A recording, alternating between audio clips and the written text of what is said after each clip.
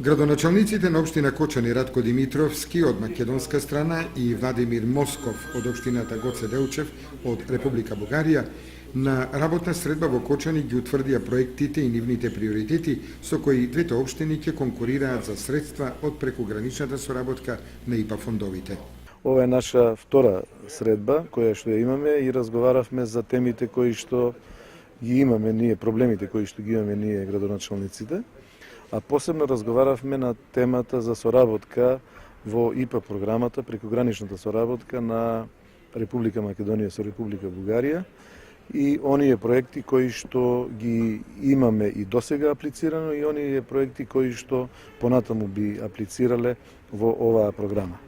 Един од обектите е сврзан с енергијно ефективни мерки